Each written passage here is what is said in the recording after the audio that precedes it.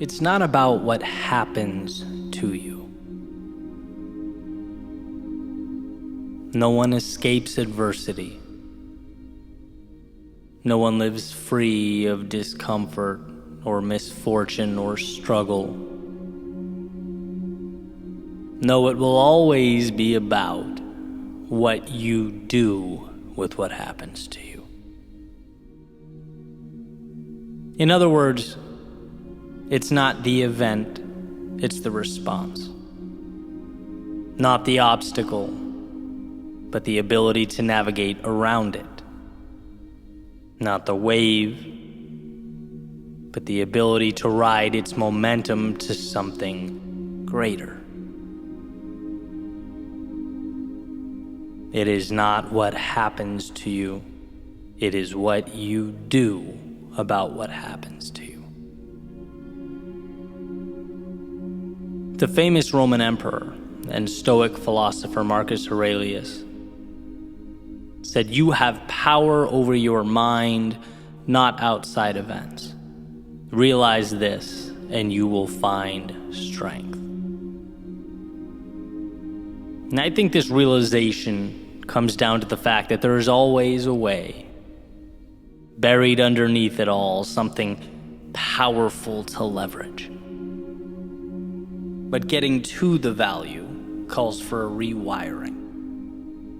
A change in the questions that we ask. Not, how could this happen to me? But, how can I be better tomorrow than I am now because of what happened to me?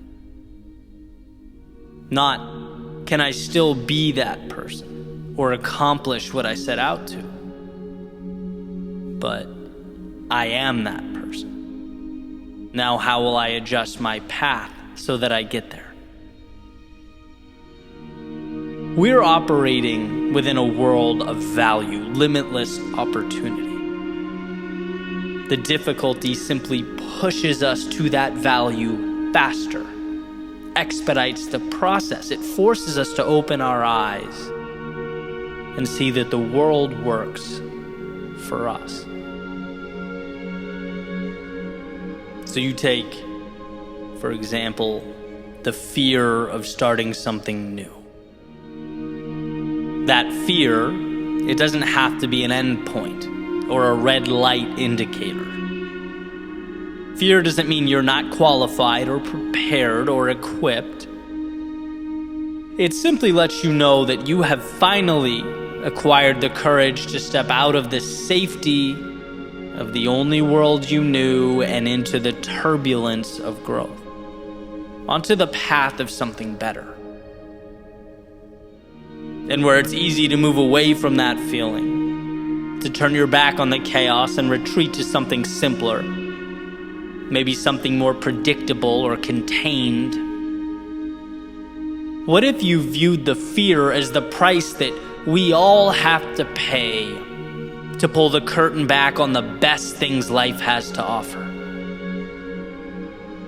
Changing the question from, will I be afraid, to instead, this is important, this is meaningful, therefore it's inevitable that I will experience fear, but what will I do about it? How will I conduct myself amidst the fear? Will I continue forward? Those are the questions that contain the value. Right? I can't keep the water from rising or the walls from caving in. No, that's an inevitability where I'm going. The worthwhile road always has its adversity.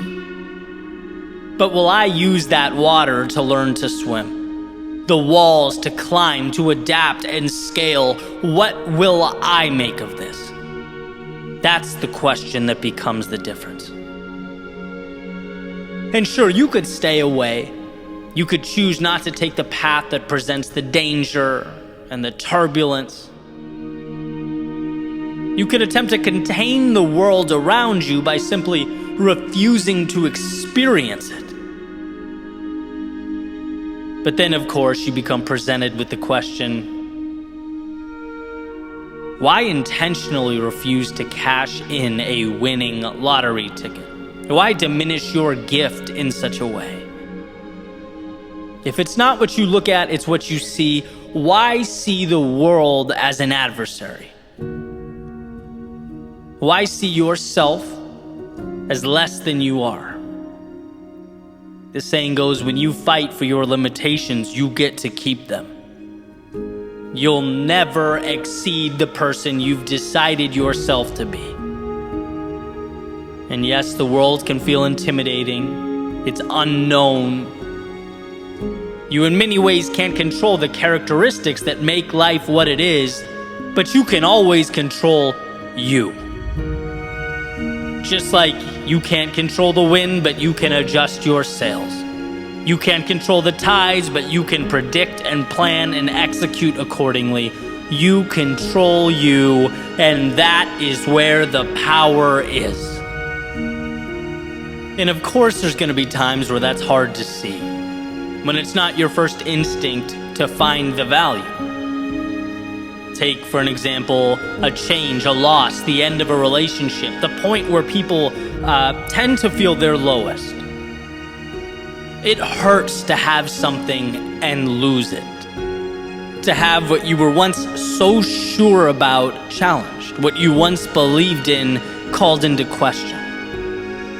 But this doesn't have to be a referendum on you as a human being, right? Sure, you made your mistakes, but you have the opportunity to dwell on them or to acknowledge them and ask the question, I know what I know now. How can I be better than I've ever been in my life? How can I position myself to get more of the good and less of the bad? Same idea, different context. When those walls feel like they're crumbling down, you have to know there is more on the other side, just beyond what the eye can see. And this isn't just an idea I play around with in my head. I make a concentrated effort to think this every time something goes wrong. When my first reaction is emotional, my first emotion is anger or frustration. It's like, take a breath, compose yourself, and start looking for the value. Because here's the truth, the world is not going to end today. There's going to be a time down the road when I look over my shoulder and right now is a distant memory. What will I have done with it? And it's the times that might have broken you that contain the greatest transformation. I like to say the greatest tragedies or the hardest times made me who I am today. The losses taught me that I had everything I needed. The failures showed me what I'm capable of enduring. The times I was let down taught me to depersonalize the shortcomings of others, but to simultaneously hedge against them. The times I was lost showed me we only discover or meet our potential when we leave the little day-to-day realities that we create. Why? Because we are in control. Not of the external, but the internal, and that ends up being a bridge to a reality that means something. So when you find yourself at the base of a mountain looking up, understand that there are two ways to perceive the climb. You can see it as the gravity pushing down on you, as Earth standing in your way, or as an opportunity to ascend to a version of yourself that previously not only didn't exist, but wasn't available. This is your opportunity. The same opportunity that the vast majority of the world would disregard or misinterpret. That most would feel fear of and be dissuaded by. Most would live in the stories about who they aren't and what they aren't capable of, but not you. You didn't place that mountain before you, but you sure can extract the value from it.